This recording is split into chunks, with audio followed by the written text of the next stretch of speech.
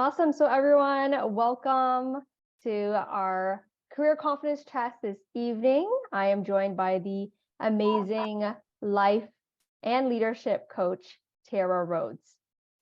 And in this workshop, we are going to dive into the topic of intentional career planning. And I'm really excited for this because Tara and I have been collaborating for a very long time. We actually met way back in 2012, I believe. So over 10 years ago. I've known Tara since the beginning when she's starting out coaching.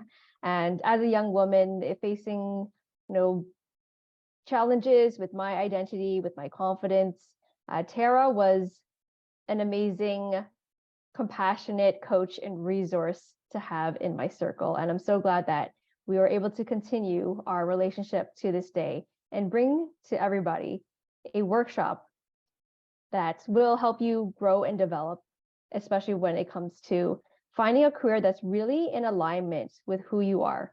And that's what Tara is going to focus on today. Okay, and as everyone knows, our workshop is being recorded. But before I begin, I'm going to acknowledge the land that we are on.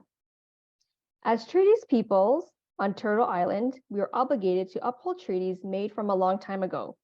Where I am situated, I would like to acknowledge the traditional territories of the Mississaugas of Scugog Island First Nation, the Mississauga peoples, and the treaty territory of the Chippewas of Georgina Island First Nation. I also want to thank the First Peoples for their ongoing teaching of how we are to learn on the land and from the land in partnership with each other, the animals, and the plants.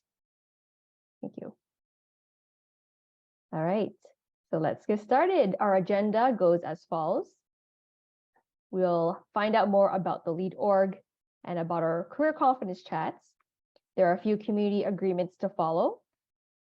We'll introduce Tara, who will lead our main event. Then we will have a little commercial break towards the end for some reflection and some time to give you the chance to share your feedback in our post-event survey. Then we can come back and share that out loud together. And I'll make some announcements about our upcoming events you won't want to miss.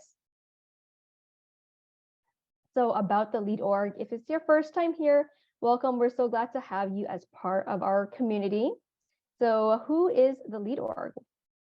We are a charitable nonprofit community organization that provides mentoring and training for youths and adults by assisting them in furthering their education via programs, seminars, workshops, conferences, and meetings, and by helping them access pertinent support groups and resources within the community. Our mission is to give individuals from youth to seniors the support and the strategies, or the support to develop the strategies and tools to create their own success stories. And I'm so happy that we have such a vibrant community here. Joining us for our career confidence chats.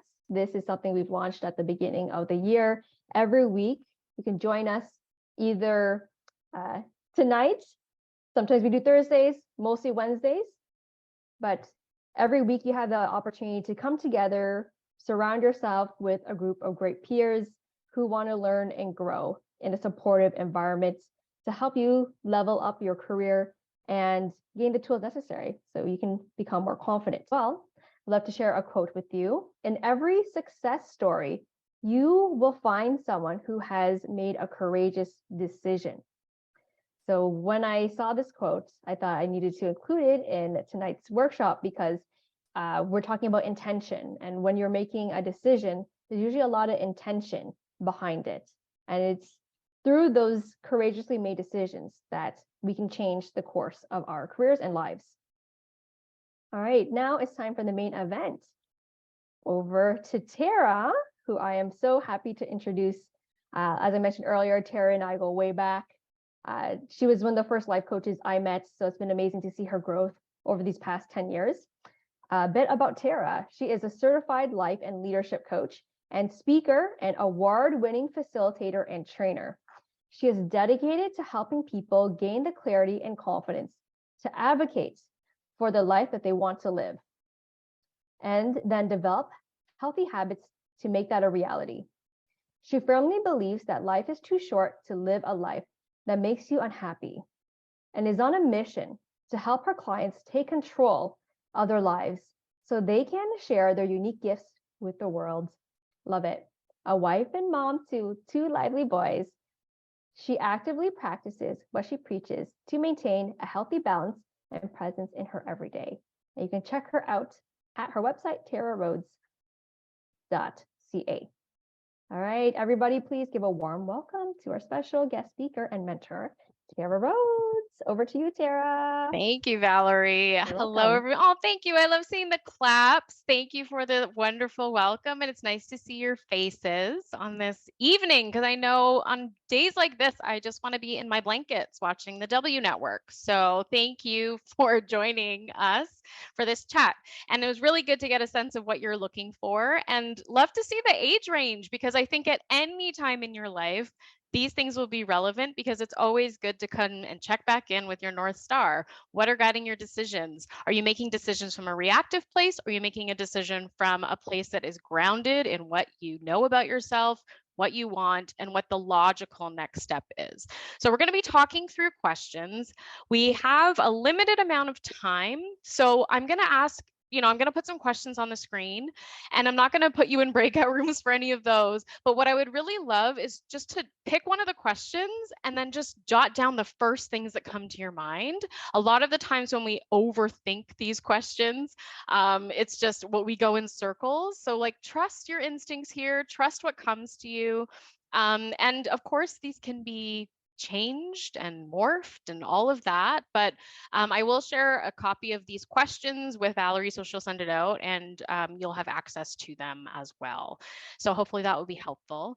My intention, because we're talking about intentions today, is to really share what helps me stay grounded in making decisions. I feel really confident in my decision making. I mean, I'm now in my 40s. It took me a while to get here. I was very reactive in the early parts of my career, mainly because I do not like rules. I do not like rules and I do not like people telling me what to do. So I struggled a lot in the first years of my career. Now I feel extremely confident about what I offer, what I look for, the type of boss that I need, what all of those pieces I've taken time to really explore instead of getting angry, quitting, and then moving to the next thing that may or may not be taking me to where I want to go. So that is some of the things that we'll talk about today. And I hope that you'll leave knowing one, that you're not alone, because there's a whole bunch of people on this call, because we know looking for jobs and all of that can be extremely taxing. So you're not alone, but also that you'll take away one thing that you'll be able to implement today. I always like to make sure that it's something that you can use today. So that's what we'll be talking about, and we will go through what it looks like. So let me just go back and then I'll start sharing my screen. Okay. And I hope we can get to all of this today. Which slide is it here? Can everybody see my screen? Am I seeing thumbs up? Oh, thank you, Valerie. Okay, so we're gonna do just a quick check-in on your thoughts here. We're gonna talk about self-leadership and intentionality. We're going to have questions to ponder throughout. I'll have a whole bunch of questions to go through. Ideally, hopefully get to the breakout where I would just love for you to talk with a peer here on the call just about a question that I'm going to pose. We'll talk about resilience because after you do all of this, you need to be taking care of yourself, right? That's an important piece of this. So I want to make sure that we talk about what are some of those things that you can do. And then we will close with any questions. Does anybody have any questions for me before I dive in? Okay, so let's check in. I like to check in. And this is an important part of intentionality, which is why I like to start with this question. How are you feeling right now in 2 words? Take a breath, get grounded. How are you feeling? And in the chat, so we can kind of move along at first. Let's see what's going on. Calm and grounded. Thank you, Valerie. Great. I love it. Happy phase. Relax. I'm feeling hot because these lights that are in my face make me hot, but I'm also super excited to be here. Pretty good. Happy face. Love it. Inspiring and hopeful. Awesome. Great. Keep it coming. Tired and encouraged. Thank you for showing up, Zainab, with tired. I appreciate it.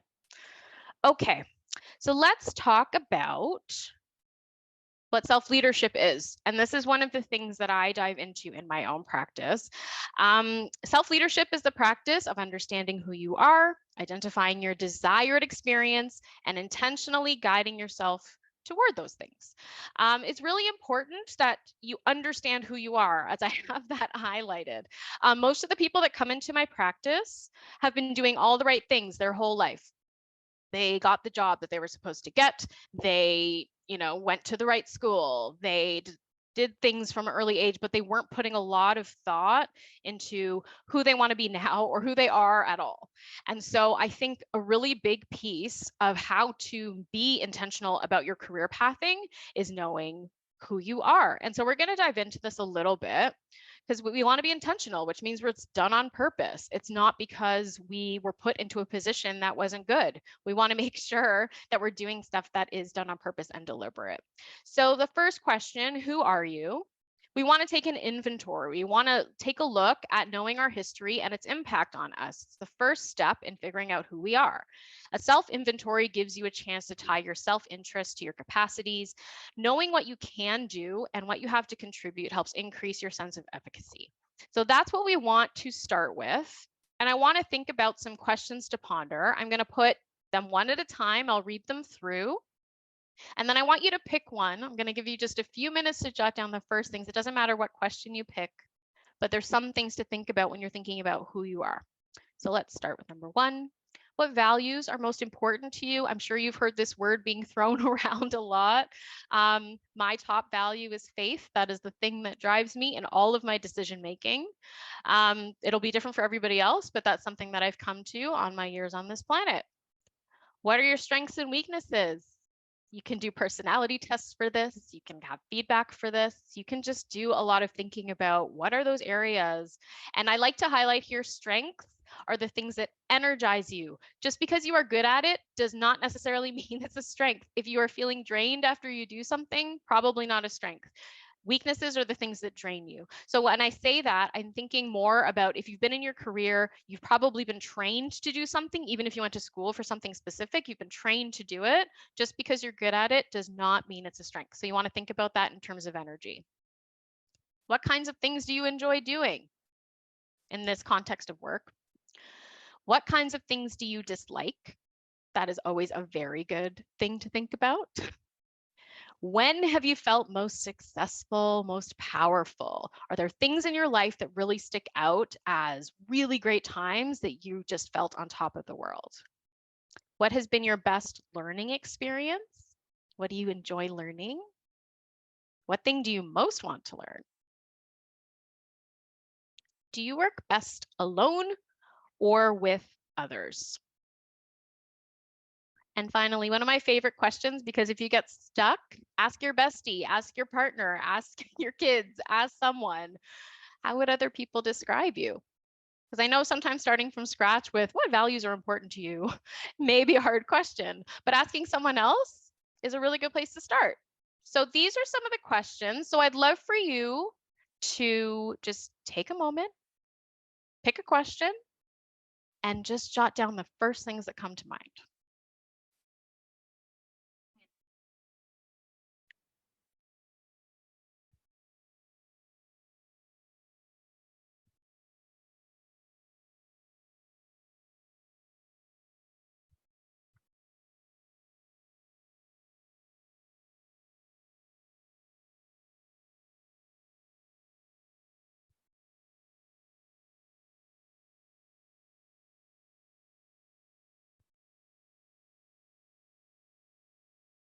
Okay, you can keep writing. I'll start talking as you're kind of just writing that stuff down.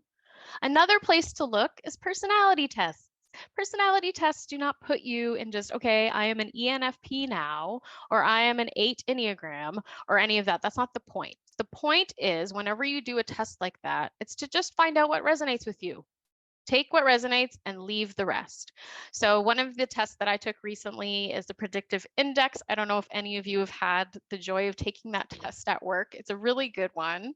Not sure if you can actually take it on your own, to be quite honest, but what I will share is that it actually gave me permission where when I said at the beginning, I really don't like rules. A lot of people will tell you that's a bad thing, but actually it's not, depending on the role that you're in. Right? So don't just take somebody's like, oh, you're too loud, you're too talkative. Well, if you're a keynote speaker, that's a really good skill to have. So don't let people tell you what is good or not about who you are. It's really important to start identifying it from your own perspective and the roles that you want or people around you that matter.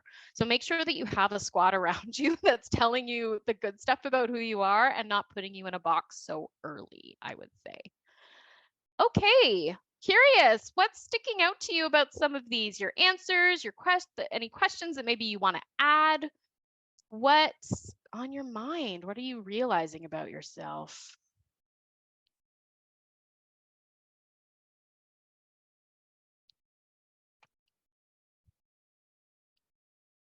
Anybody?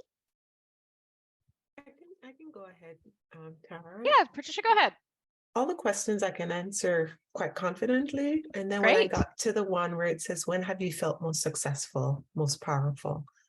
And my pen paused because at the place I'm at in my career, in terms of age, it's not something that we often share in a positive way, in that it may be braggish, or we come from a mindset where you're not supposed to do that, or it seems I'm not even sure what word to use, but I found myself reflecting on that and think, wow, and then you say, and then the next part is most powerful, which in fact, when I think back to where my mind took me, both those things existed, but it's almost difficult to say it out loud. And if maybe you can help me understand where that comes from, because I do have some issues with that. Oh, you know what? Thank you so much for sharing that. I actually did a talk yesterday while I was facilitating a panel for Black History Month. And we were talking about how specifically in the Black community, depending on where you're from, but because we're so focused on community, that sometimes you really want to not go ahead of your elders. It's really rude if you do that. So actually a lot of us come from cultures where that's not encouraged. And so, I mean, I'm not a therapist, so I can't go into depth about your experience necessarily of where that comes from.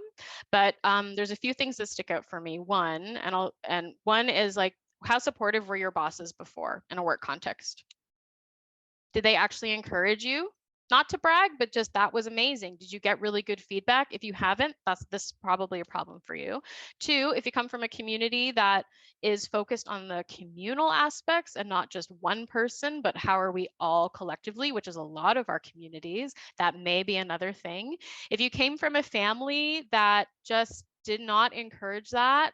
We all have different traumas in our families, but that might be something as well, where it's like, you're not good enough, you've never been enough, you can always do better, that type of thing. That might also be a thing. So what I would say in terms of the answer to this question, though, is we're not getting to brag. What you really want to get at from these questions is more about what is important. So I will give you an example. One thing that I love is being on stage, not as an actress, as a speaker. I love training people. I love sharing my knowledge. That is when I feel powerful. So what you might want to infer from that is it really comes back to my love of learning, which I've done a lot on. I love to learn and I love to share what I learned.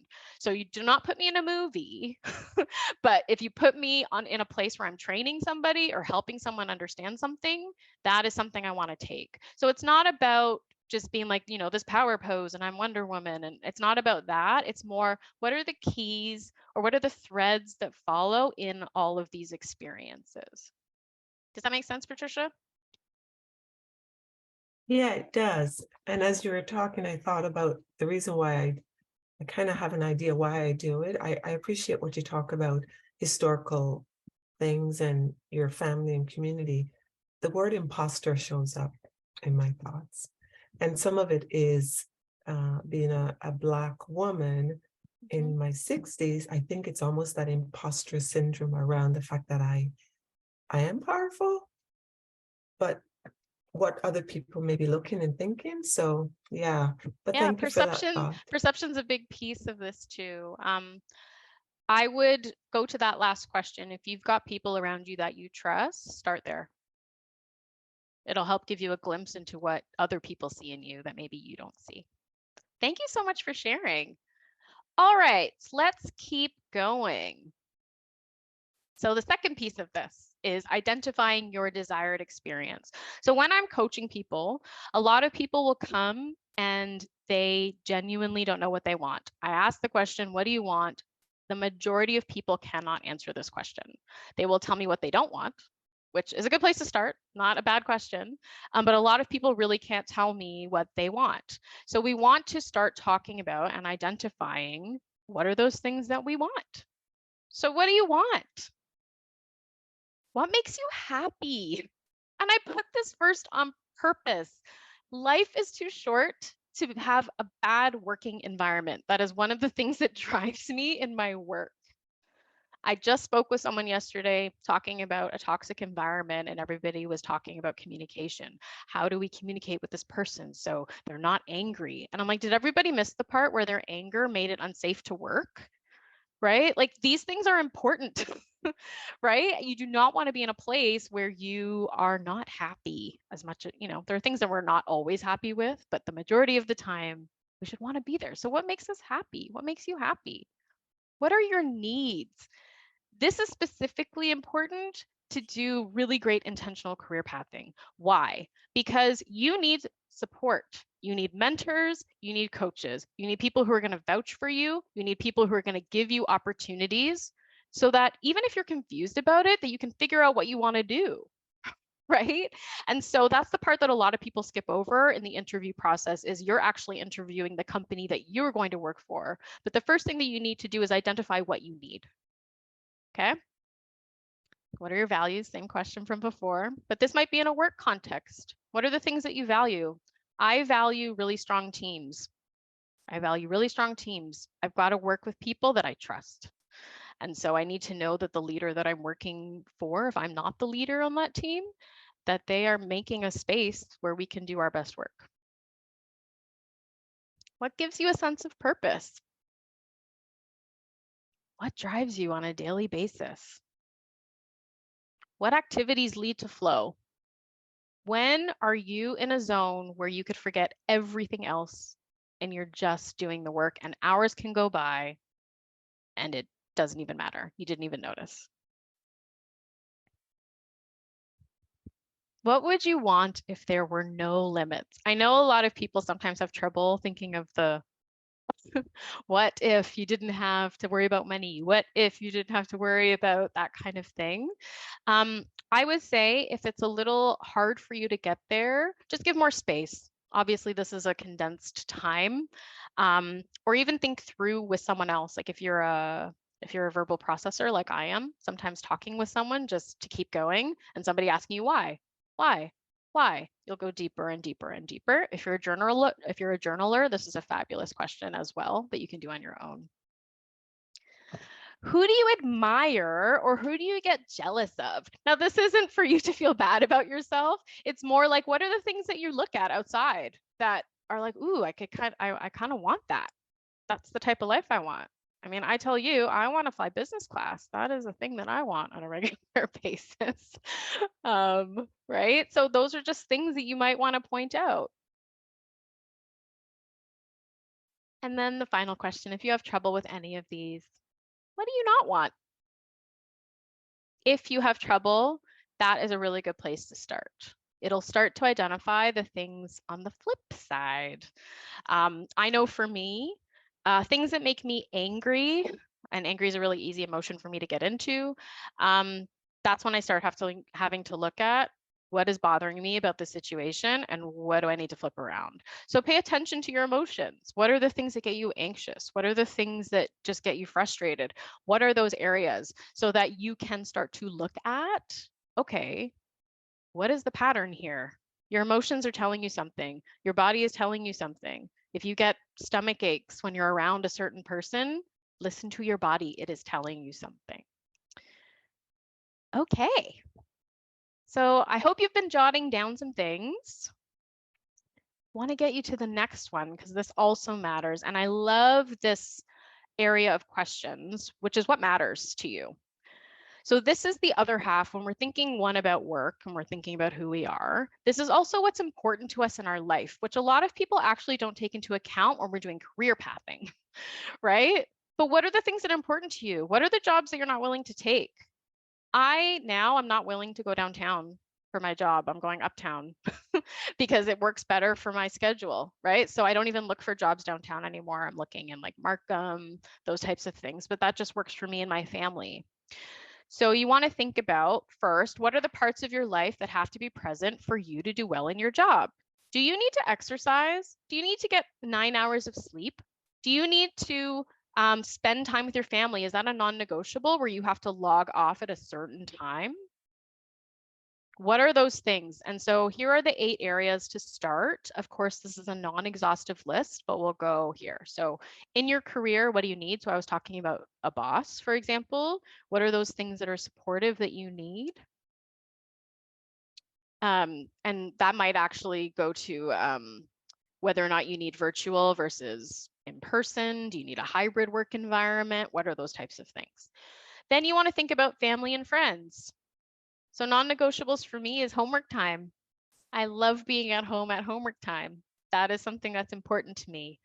Love hanging out with my kids. That's a non-negotiable for me. Date night, non-negotiable for me. Those are things that are really important.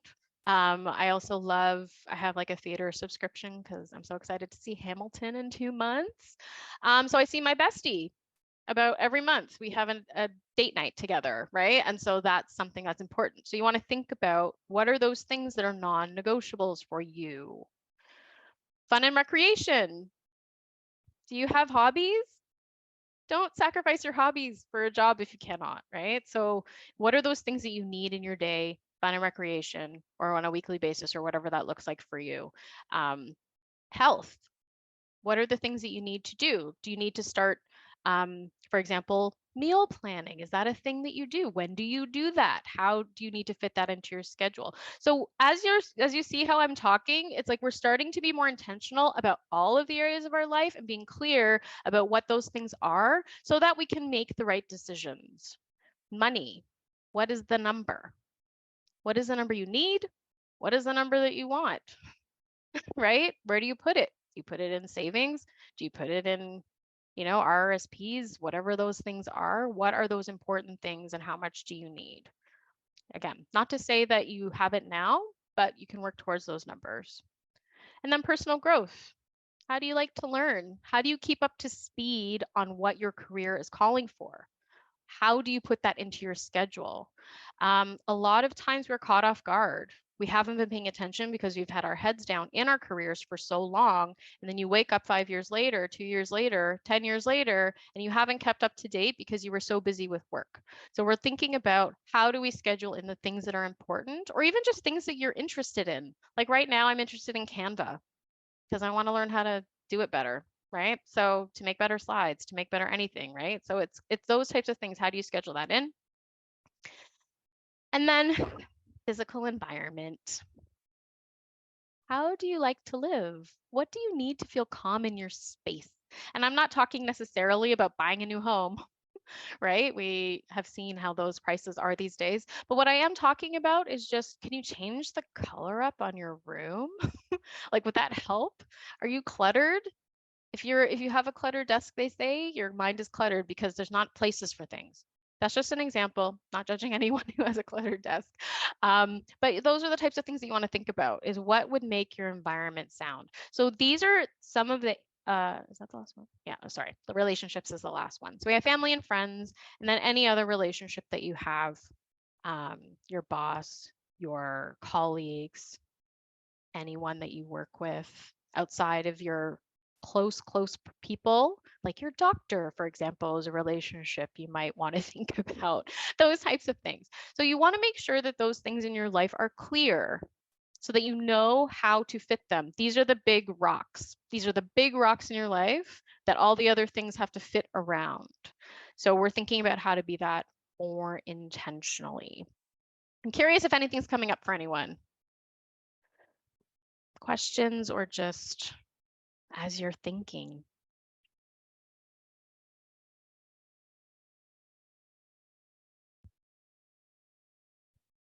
Okay. All right. So then finally here on the last part of the quote, self-leadership is the practice of understanding who you are, identifying your desired experience, and intentionally guiding yourself toward them. So how do we actually make effective decisions when it comes to the career that we want? So if you are in, you're in the career that you want and you're just trying to figure out what is the next step for me, then you want to find out what would be in the job description that is next. And then how do I get there? Right? Don't make moves that don't go where you want to go. Right? So I think a lot of us are talking or doing it on our own. I've seen this actually a lot when it comes to career. We're afraid to talk about money. We're afraid to talk about salary. We're afraid to talk about, what's going on with our roles, with the things that frustrate us. We don't want to feel ungrateful. We don't want to seem ungrateful. But it's important that you have people around you to help in terms of, this is a role that I'm looking at, or even if you're just looking on LinkedIn, these are the things that are required of these types of roles. I see a gap. What are the things that I'm going to do next? What are the roles that fill that gap? Or even as, everybody deals with this, but specifically it's been targeted to women in terms of imposter syndrome, where you don't even feel enough.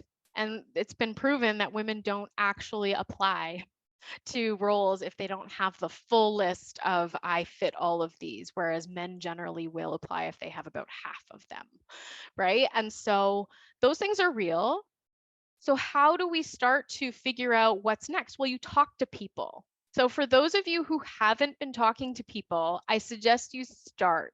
I think LinkedIn is a great place for this because you can follow people and then you can actually comment on their posts. And in a weird way, people reach out to you if you have thoughtful things to say. I like connecting with people. And actually, anyone who connects with me, I like to set up a phone call with them because I like to know who I'm connected with. Don't sleep on your network, is what I will say, first of all. If you're moving into a career that's not related to the career that you're in, don't do it alone. Please find out, what do you need? Is there a stepping stone that you can do right now? Is there a course that you can do that will help you get up to speed? How will you find out? Well, you have to talk to people. So I would say the first thing, whenever you're making steps, is define where you're going and then work backwards. It's the easiest way to find out the milestones there. And then you want to think about, what do you need to make a decision on? So I have a lot of people who come to me that talk about purpose. They'll say that they've done something their whole life, and then they're like, I'm ready to quit. I'm ready to quit. I'm not living my purpose. I'm not living my purpose, and I have to quit because I'm supposed to be working in a not-for-profit, and I'm supposed to be helping people with their decision making or something like that. Like I'm supposed to move to a faraway place, and I'm supposed to build homes to do like really great things. Like all of those things are great. But a lot of the time we get fed this, like, you're not living your purpose and you're not living your life, which is not true, to be quite honest. You can have a purpose in a for-profit world, just for the record. But you want to start thinking about, what do you need to make a decision on? So if you are feeling antsy in your role, I would go back to those questions and figure out kind of where are those areas that you're feeling antsy. Is it that your boss isn't supportive? Is it that you're stuck in a salary grade and you need to make a move? What are those things that are making you upset? And then you want to figure out, what are those things in the middle? So number 2, does it feel right where you're at on this decision? Does the decision that you have to make, does it feel like you're making the right one? Or do you feel anxious about it? Right? Can you be who you are in it?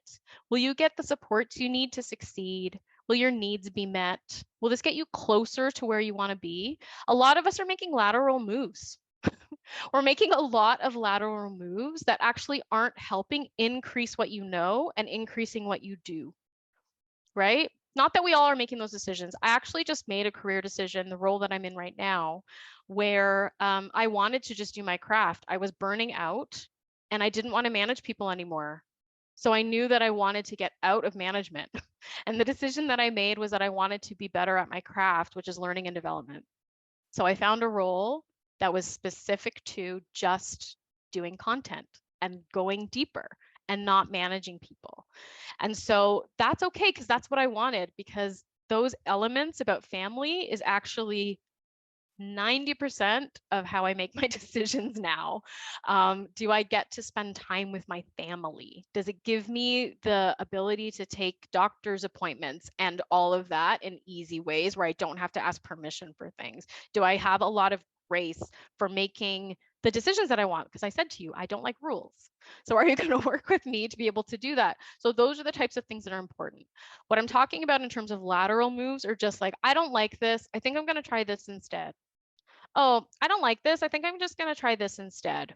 And you keep making moves that aren't helping build the skill set that you want to make for the end goal. So these types of questions are the things that you want to think about. And then you want to check in again, right? Some people actually like to make pros and cons lists. That's a way to do it as well. But you want to check in. Does it feel right? If you're still feeling anxious or whatever it is, the feeling that you have that you know something is off, you got to go back and start looking at why, right? So if you're ever in that mode of it doesn't feel right, and what I mean by that is not that you're just feeling a little like, oh, I'm making a big move, because that's a different feeling sometimes. And sometimes it can feel a little much like it's the same, right? Like being anxious and being a little like, oh, I've got in the pit of my stomach, I'm trying something new. Which is why you should have people around you to talk to and do that. And leverage your village, right? You want to get those questions answered. You want to figure out from the people that love you, from the people that know you the best. And for the record, if you have people around you that you've had around for a while, but you're not really sure that they're around for the good reasons, like you've never kind of evaluated the people that are giving you advice. When you're going through these questions, this is a good time to figure out if those are the right people. Because you may have people around you that really just don't like change, and you've been friends with them since high school or something, and they're not actually helpful anymore. They might be really good friends to go out with. There's nothing wrong with that. But when it comes to your career and it comes to those types of decisions, make sure you have people around you that can really help you be insightful and decisive about your decision making. I'm going to pause there. Does anybody have any questions or anything that's sticking out as insightful or anything they want to share?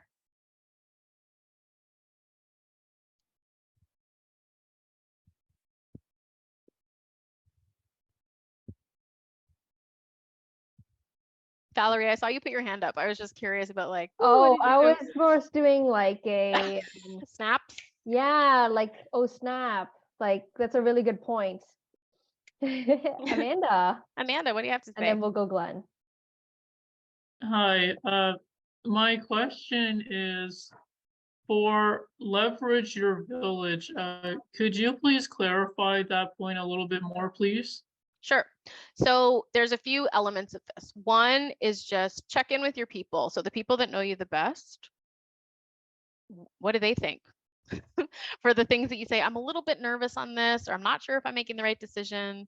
A really good confidant person that knows you really inside out is also open to not projecting their stuff onto you, but can ask really great questions, can help you clarify. Another thing of leveraging your village is finding out if there's anyone in your network that can help you with this decision specifically. So there are people sometimes who reach out to me who are just like, hey, I noticed that you know so-and-so who's in said company because I want to find out more about digital design. And so if you have people in your network that can help you and are willing to help you, that will take you out of the silo, your own kind of mind just going round and round and round and round.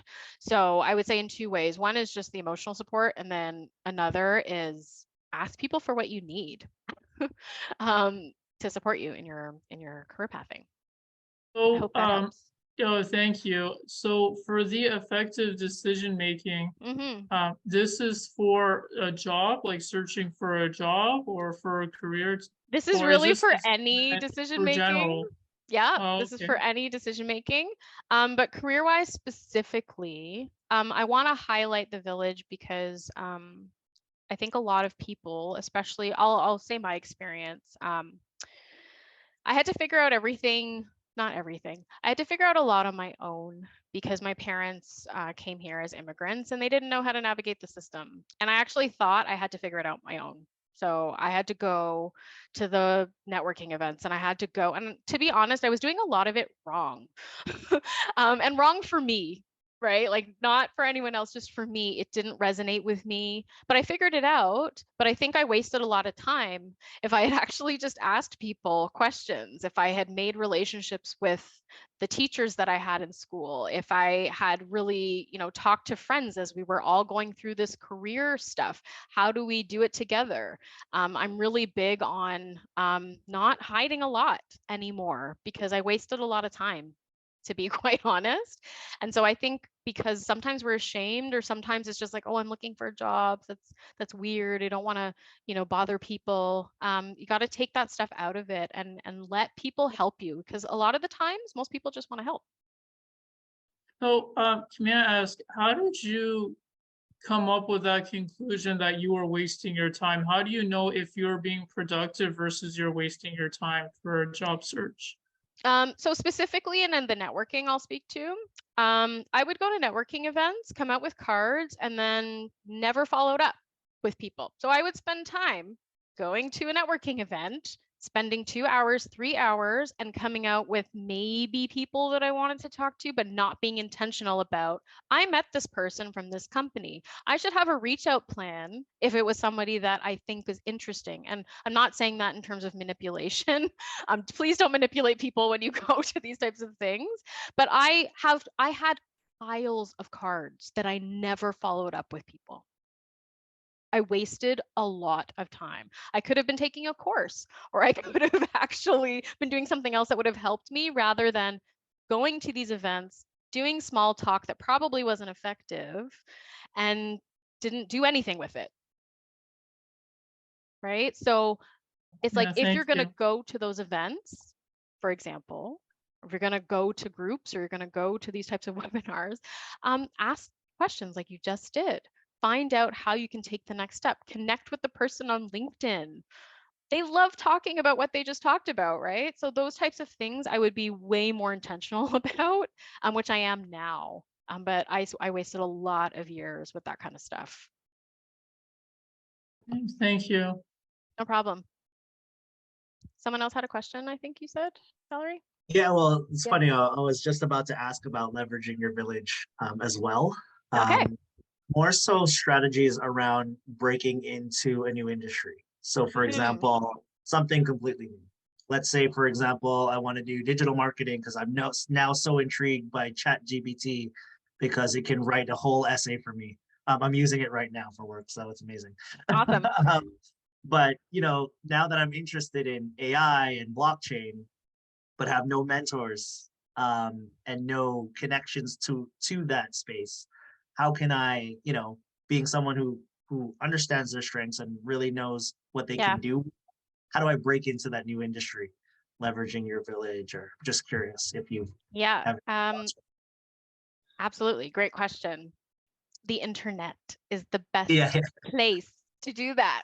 I have been amazed. So the area that I'm kind of going into more is diversity, equity, inclusion, and belonging work. And I follow a lot of people. It's amazing to me how just commenting on other people's things, people are willing to reach out and connect with you as long as you're not making people go into their own emotional labor. But I think you can kind of tell the difference.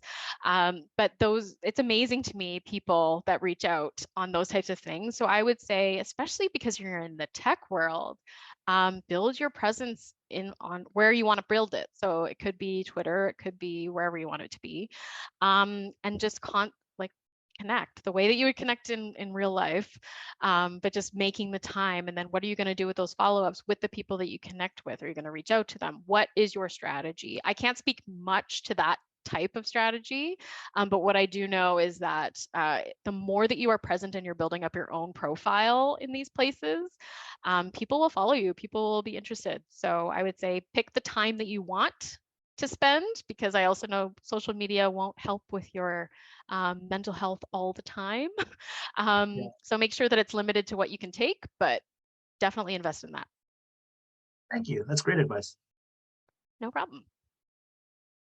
Anybody else?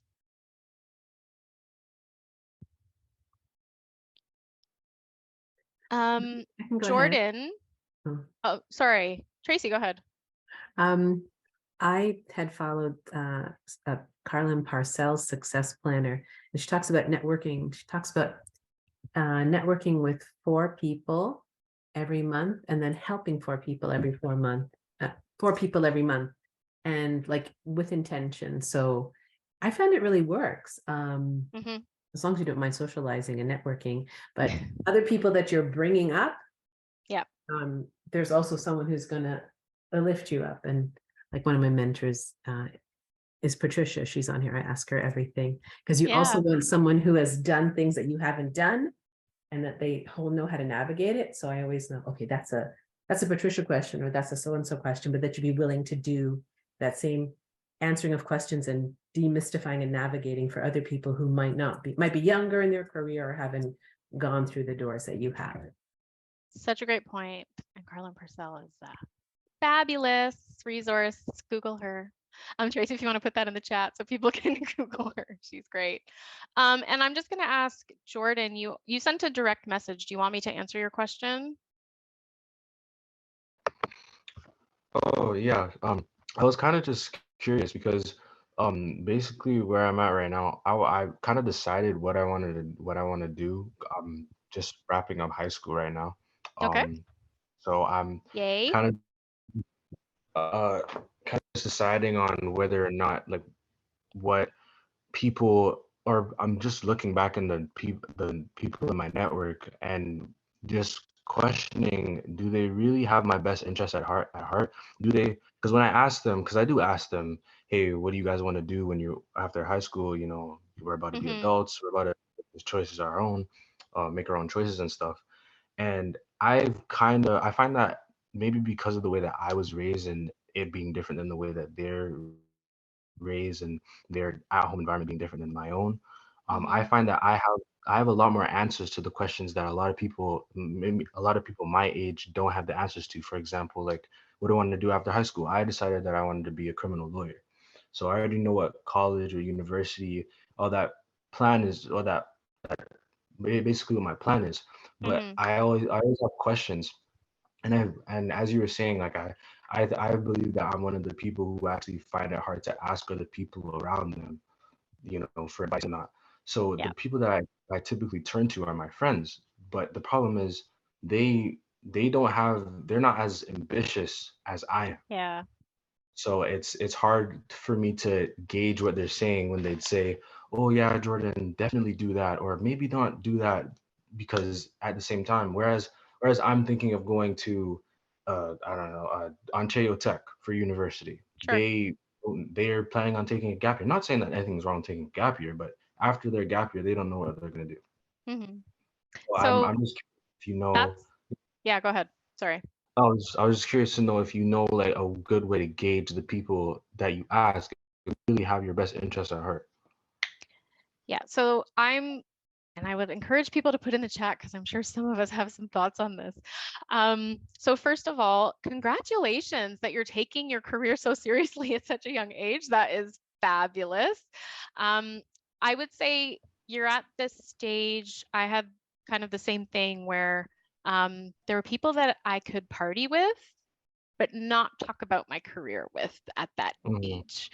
And so you're getting to the point where those decisions are going to start to become really clear about the people who are on the same type of path as you and people who you're not going to discuss those types of things with.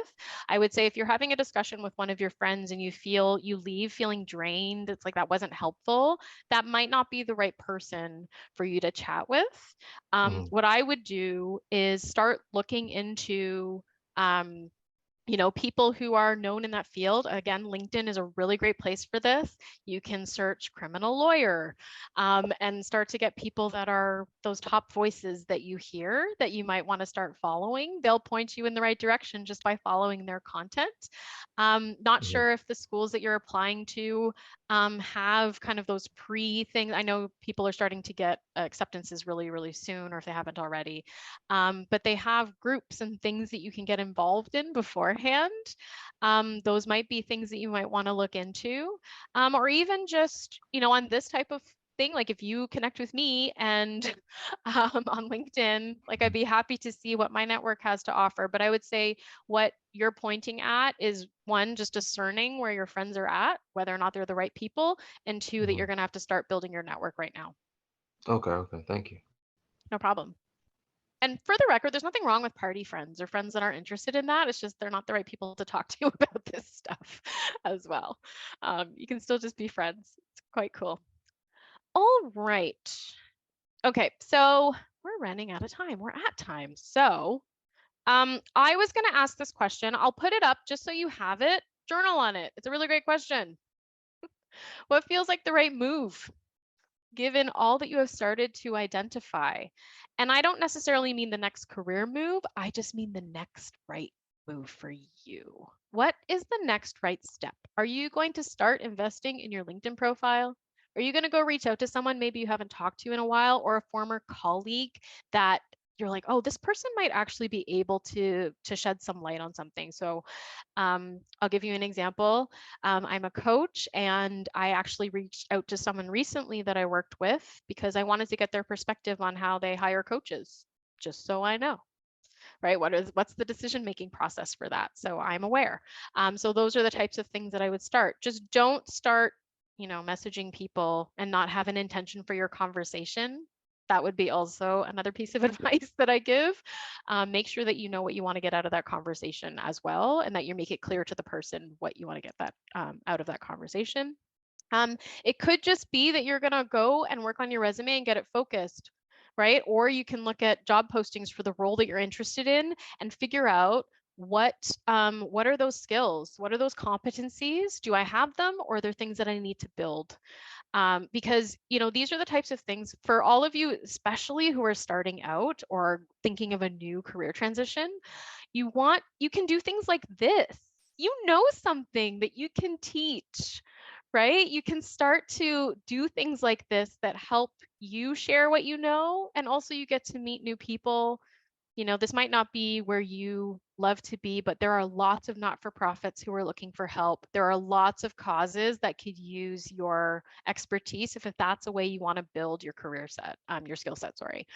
So there's lots of opportunity. It does depend on time, but there could be really great opportunities if you want to make a change or you're ready to kind of step into something new. So that's what I'll offer there. And then the final thing that I just want to say is support yourself. Be mindful, be self-compassionate, forgive yourself when you think you have not done the thing. You said, oh, I should have done this. It should have been better. Forgive yourself. Talk to yourself positively. Find those affirmations. Self-care, not just, what Instagram says, like, yes, wash your face, but also just go to bed on time, eat better, move, not necessarily exercising for a marathon, but just move more, breathe better, do all of that kind of stuff, and find your community. What's really great with the internet is there's so many ways to find community. Community doesn't just have to be your neighbors who are literally beside you and in front of you, or your best friend. Those things are great too, but find your community. There are different ways to do that. This is a way to build community, even if you don't necessarily connect after, but there are things you can do to feel like you're a part of a community. And finally, you get to choose. C'est moi. And Valerie, I'll pass it back to you. Amazing. Thank you so much, Tara. That was an awesome presentation. I'm going to share my screen. We're going to take a pause for a moment of reflection here. I have a survey I would like to have everyone fill out. We really value your input. So we're going to take a couple minutes to fill it out. I am going to share the link with you in the chat. But if you prefer to use your phone, here is a QR code. Please pull up the survey from there. And let's just take maybe a minute or two, up to 3 minutes to fill it out. And then when we come back, we are going to share our number one takeaways, which you'll be able to do on the form too. Right. So give you a couple minutes.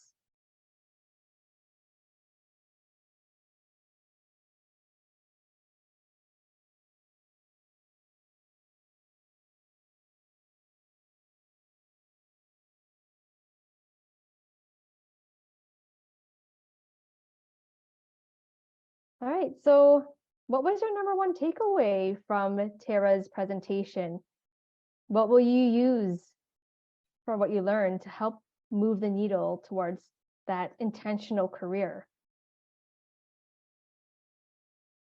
Kamani.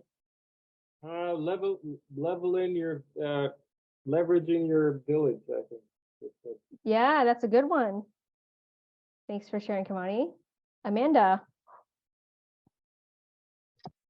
I liked when Tara, when she used her real life example of networking, Yeah.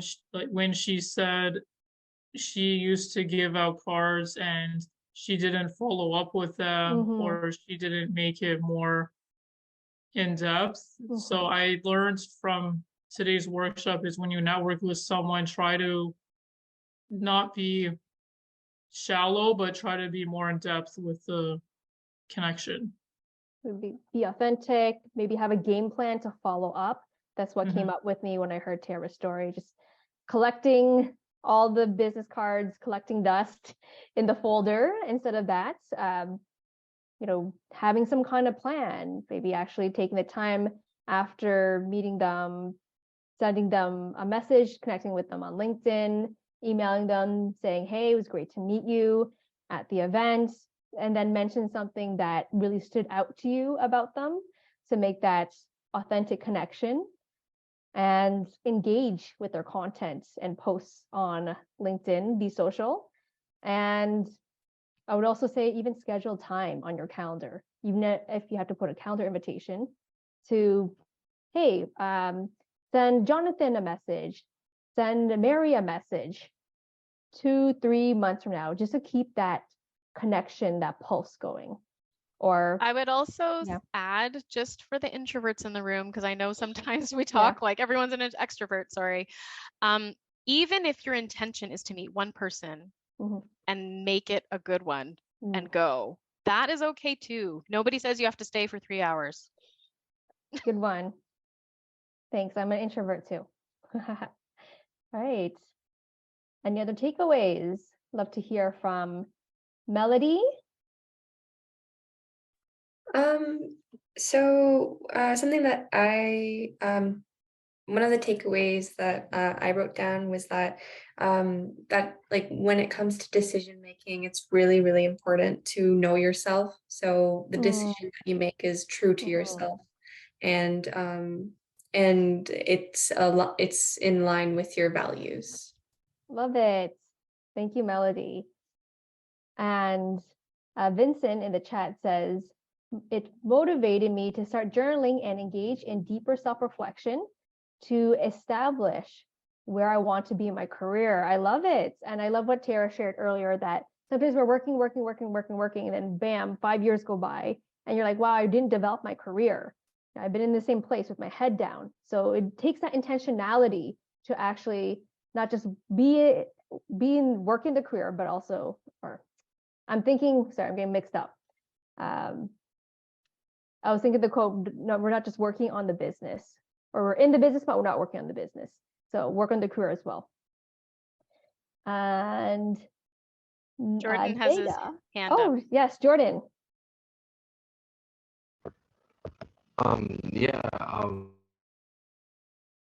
One thing that I was able to take away is something that's really indirect in a way. So you never really mentioned it, but because it's like I noticed that once I asked the question, like at first I'll be honest, at first I was kind of shy to say anything at all. But then I had a question and I asked it, and then once I asked the question, then a whole bunch of people started responding to me in the chat, and I was able to get in contact with a whole bunch of people that I didn't even know had information and backgrounds in this topic. So I think that goes to say that once you take that first step, then everything else comes a lot easier. And even if after you take that first step, it's still kind of stressful, or you're still anxious about asking more questions and whatnot. If you continue to go through it, then eventually it's just gonna get easier. So that's definitely something that I took away from this for sure. Woo woo! Yay! That's awesome. So glad that you decided to speak up and share, Jordan. And yes, this is the Career Confidence community. And what does community do? It's like the village that Tara talked about. Community expands our capacity. So we have an amazing community, an intergenerational community here at the L.E.A.D org, where everyone's helping each other out. And we have a lot of people in this room who are actually in the career development field as well, Tara and I included, as well as Emil, Kamani, Mary, Zainab. We're all career coaches. So you have come to the right place, Jordan. So welcome. So glad you could be here. And in the chat, Emil says, this helped me to make an action plan on the interests I have. Very good. I really love the decision-making model Tara showed us. And Nada says, ooh, I nodded at that too. Oftentimes as women, especially, we feel like we have to match 100% of the checklist for any job application, but it's really not a necessity. And Patricia says, my job feeds my passion. Wonderful. All right, last shares. Glendale. Glendale. Yes. Oh, I remember that's the name that people call you when you're in trouble. Yeah, exactly. I felt like I got lectured just now. No, it's great to see. I mean, it is really cool to hear different perspectives, and we just came back from a conference of hearing all these perspectives, right, Val? So I mean, my big takeaway is, again, just echoing those sentiments of leveraging your village, because you forget like how big that sphere can be sometimes, right? Like, I mean, how long have I known you? And I see my mentor here, Emil. So that's amazing. So I love to see the different generations as well.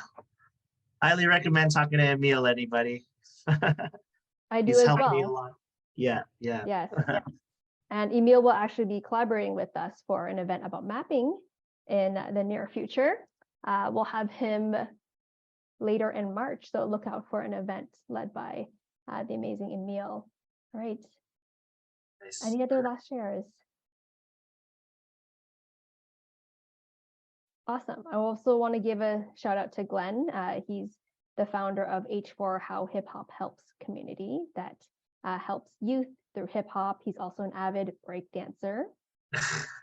Well, not so much anymore. Okay, or he leads a lot of breakdancing stuff. He's going to lead a team to go to the Paris 2024 Olympics. Yeah, for those who don't know, breakdancing is in the 2024 Paris Olympic Games, and we're running the events and the qualifiers to send the athletes to the games. So it's a lot of work.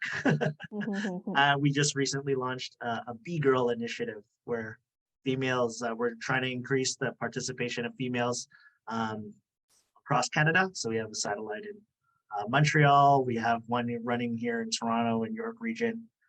So I like to do a lot of this work with youth as well. So. Awesome. Yes, Glenn is amazing youth mentor, That's with the shout out. encouraging youth with their careers and financial literacy, all of that. Wonderful. So now it comes towards our very end, and I'd like to let you know about our upcoming events at the L.E.A.D org. So next week on Wednesday, February 15th, we have Sean Williams. For those who have been coming to our events in the last couple months, Sean has been a very participatory member of our community, and he is also an entrepreneur. He is a podcaster of the Safe Room podcast. He's a co-founder at Black Brilliance, and he's very involved in community as an outreach coordinator. He will be hosting a workshop about Eurocentric minds versus Black minds and the education system. So please stay tuned for our email about that and sign up. Then we have the amazing William Beckles, who's also been a very avid part of our community. He was sad he could not attend this evening, and he's going to be talking about leveraging your career for the long haul. And he's a very brilliant young man, lots of amazing wisdom. And then you have me. So I am going to be running a workshop on how to level up using LinkedIn. Since we're all together now, I'd actually like to ask the audience, like, if there's any particular challenges that you're having with LinkedIn. Maybe that's a topic for another conversation, but you're welcome to connect with me. I want to customize my workshop to the best of my abilities to help meet the needs of the community. And I'm just going to type my email there, and then we're going to start wrapping things up. It's valerie.theleadorg@gmail.com. Oh, okay. Our newsletters on LinkedIn effective. I'm kind of leaning towards having more of like a beginner's guide to LinkedIn. So I'm not sure if I could ask from or create something from a more advanced perspective where people are like actually creating advanced content, but that is a good question. I'm just curious about like, are the things that everybody's doing, like, is it diluting? Like, is it making too much noise, or do people actually pay attention? I was just curious in terms of when people are going on, what are the things that they should look at? But I'm just curious about it because I think it's a lot of noise, but maybe it's just me. Perhaps. Thanks for sharing, Tara. And how you can stay in touch with us, follow us on social media, Instagram, Twitter, and YouTube. All right, so that's everything for this evening. Really appreciate you all coming. And yeah, this is a really amazing community that we have here at the L.E.A.D. So really appreciate you being a part of it. And with that, we will see you next time.